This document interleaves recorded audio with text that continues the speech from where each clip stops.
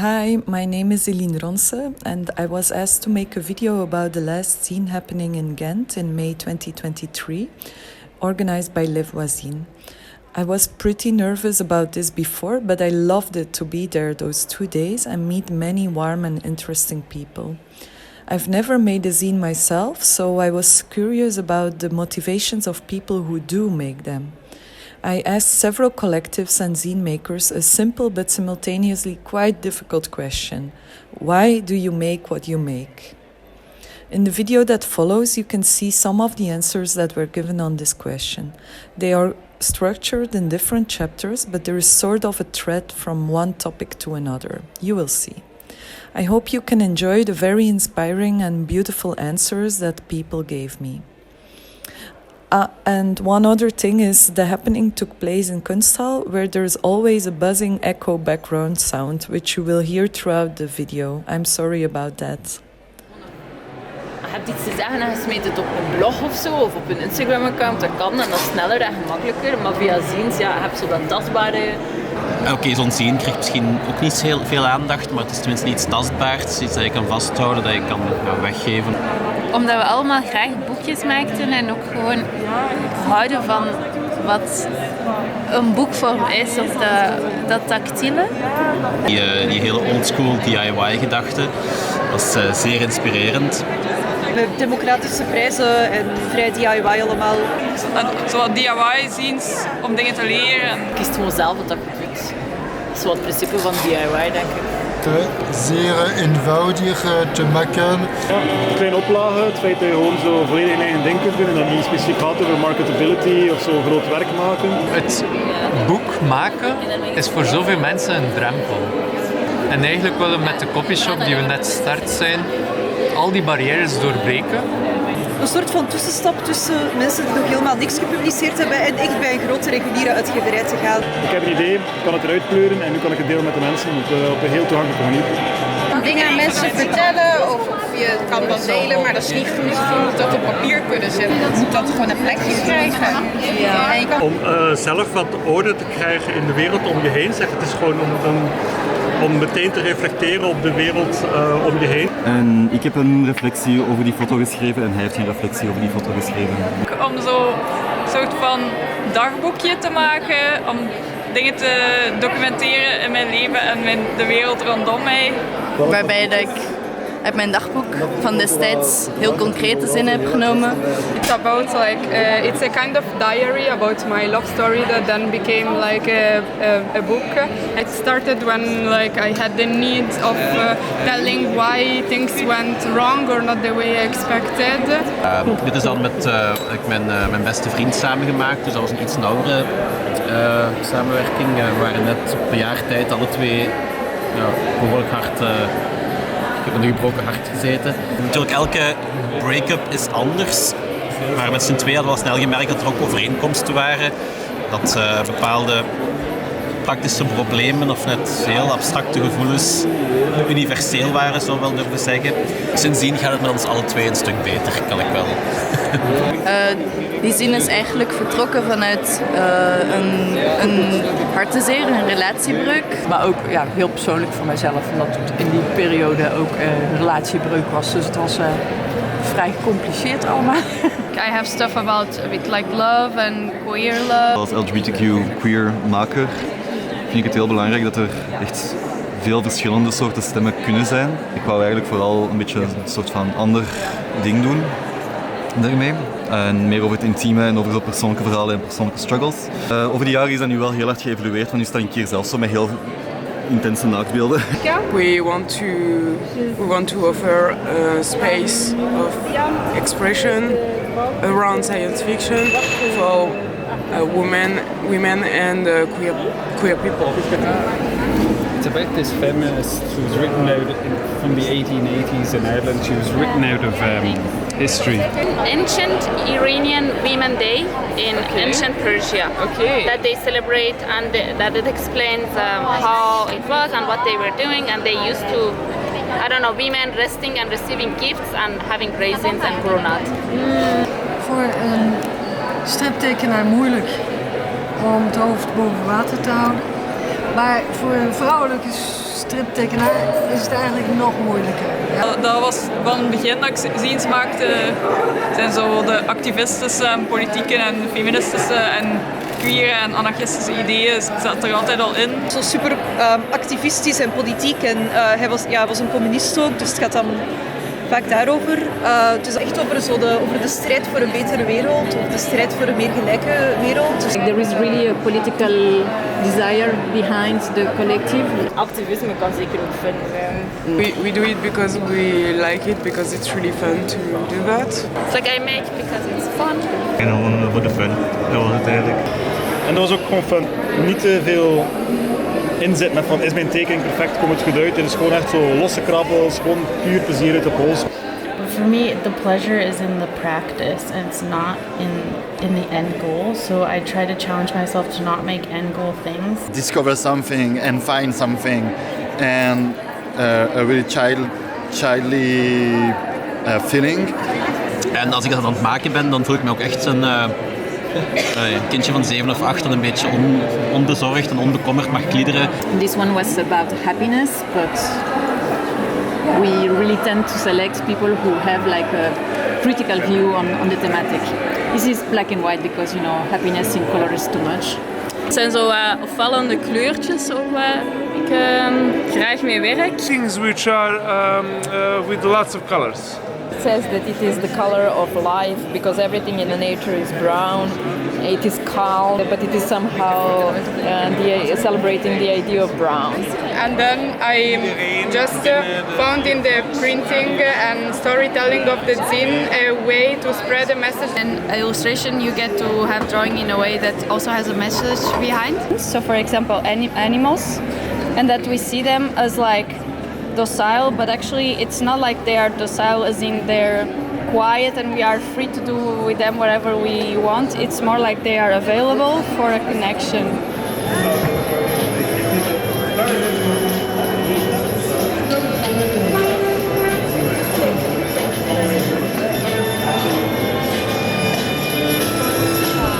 I imagine of the city that I want to be, and it's a city that has a cat that ruled the city, or like an ideal city. Zo, dat is de stad. Het idee is dat iedereen krijgt een huis. Uiteraard moeten ze niet betalen in een ideale wereld voor een huis. The wording in Brussels is really difficult. You have to pay much and sad. You have about the rent, it's too expensive. Nadat ik moest verhuizen en het was heel moeilijk om iets te vinden voor mij alleen, waardoor ik dan uiteindelijk heb besloten om ook met een heleboel andere mensen samen te wonen. Only a collective, but people who used to live together and so on. Two places where people were kind of rebuilding a sense of family. In Greece, in a small village where people, like all the friends, they gather together every summer. Het is eigenlijk meer familie dan vriendschap eigenlijk, hè. Dat is wel het belangrijkste voor ons. Het is een band voor altijd is. Brother from another mother. Eigenlijk gedichten van mijn opa, die ik nooit gekend heb, die is doodgegaan voor ik geboren was. Maar dan, toen we het huis van mijn oma een paar jaar geleden aan het leegmaken waren, vond ik daar een pakje getypte papieren en dat bleken gedichten te zijn die mijn opa had geschreven. Het gaat dan ook wel vaak over zijn eigen job en dat hij ook helemaal niet blij is in zijn job en zo. Dus eigenlijk vooraleer dat ik begonnen ben met kunst, werkte ik gewoon als verkoopster in een multinational winkel. Dat heeft mij totaal niet gelukkig gemaakt. The difficulties to find work. You may have to looking for a work and it's like a desert. But you have to prove you are looking for a job. En waarom dat we eigenlijk begrensd zitten in een 9-to-5 die veel langer doorloopt dan de 9-to-5 van onze verantwoordelijkheid naar onze werkgever toe. Je hebt de chronologische tijd en ik ben heel geïnteresseerd in het tegenovergestelde, het moment of het subjectieve moment. A society in the future where there are only female characters, and we are talking about an ancient civilization which was ruled by patriarchy actually. It was a marvelous city, but was a marvelous village, and a lot of things happened, and the landscape was totally different. Like a possibility of what was there. An abandoned village. Yes, and we visit this village, and we were very like asking like what was there before. It was like one of those abandoned or soon to be abandoned village in the mountain in north of Italy, where young people from the city were trying to rent and rebuild the houses in order to give life again to the village. Dus ik denk dat ik heel veel nadenk over het ergens toebehoren, omdat ik hier ben opgegroeid, maar in Tunesië ben geboren en ik altijd met het idee zat van ik ben niet 100% het een of het andere. Ik denk daar gewoon heel veel over en bepaalde momenten die dat dan getekend hebben van waarom ik ben wie ik ben. I think this few years in Iran back to my roots. I tried to find a light in there.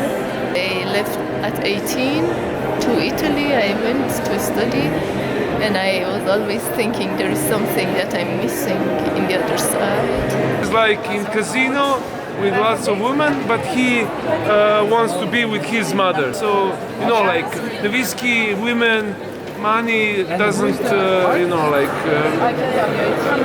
means to him nothing. He wants his village and his homeland. I got a lot of homesick, and I kind of like trying to find a way to cure that homesick by like, going outside, and then I started taking photos, and I feels like it kind of makes me happy. Therapeutische aspect ervan is zeer groot. Ja. It's a healing way for me. I feel better when I do this. Helpt dat misschien om je wat beter te voelen? Dus het is cliché een beetje, mijn therapie ook. Het is meer uit mezelf of zo. Ik heb het gelijk nodig om te functioneren. Voor mijzelf en als andere mensen dat dan ook gelijk leuk vinden, dan heb ik daar wel plezier in. I make fanzines for myself, and if anyone else likes them, it's a bonus. But I just really make them for myself. Het is de schoonheid van iets te kunnen bewaren in een kast en dan weer af en toe een keer uit te halen en zo, oh ja. En een herinnering die echt gewoon tastbaar kan zijn. In het algemeen werk ik veel rond herinneringen en momentopnames die ik abstraheer. En ik hou van abstracte verhaalvertelling. Dus ik vind het heel fijn als er ruimte opengelaten wordt. Ik dacht van, ik ga het een keer niet beslissen wat het verhaal is. Dus het is een boekje waarin je eigenlijk zelf een beetje kunt puzzelen om de pagina's te maken die dat je als lezer wilt zien. Dan kan de persoon zelf zijn eigen mening of dingen daarover maken. So anyone can give their own meaning. I want to let his work speaking for him, I guess, but he's really great. Hij is een man van weinig woorden, maar hij meent zo wel. Hoe moet ik dat vocaliseren? Als het gaat over emoties delen bijvoorbeeld, lukt het aan mij eigenlijk ook niet dat goed te doen via taal. Omdat ik moeilijk vind om die uit te spreken, is dat mijn vorm om te verwerken of zo? Ja, zochten naar een manier om ons te uiten. Feelings and expressing them even when these feelings are not so good or confusing or bad or express our insight. Want als mensen dat kunnen herkennen, dan hoeven ze alleen maar naar een plaatje te kijken om te zeggen, hey, zo voel ik mij ook. Like when people can really relate and say like, oh my god, I really had something like that. Or heel helend zijn, hè. Om zoiets te delen, dan weten mensen dat ze niet alleen zijn. Het is ook voor mij belangrijk om zo in contact te komen met andere zinemakers en zo, zeker degenen die met dezelfde thema's bezig zijn en dan een community op te bouwen. Ik denk dat wij dat ook vooral deden omdat wij graag een community wouden bouwen rond het literaire. En echt zoiets van nee, we zitten samen, we maken dat boek. En toen kwamen ze dus op het idee om een soort net te creëren met alle Frans sprekende tekenaressen van Zwitserland. Because we are a network of editor, writer, writers, drawer, and by making story we feel stronger about the world we are living in. En het is zo, mutual aid is zo'n woord dat mensen gebruiken voor, jij hebt misschien iets dat ik nodig heb en ik kan nu op dit moment niks teruggeven, maar als jij ooit mijn hulp nodig hebt, dan kan ik dat teruggeven. Yeah, it's this search of hope in the middle of dark. Voilà, this was a small report of some of the answers I received. I want to thank everyone whom I spoke to, if you were present in the video or not. It was so inspiring to hear the thoughts from all of you and feel the warmth of the zine community.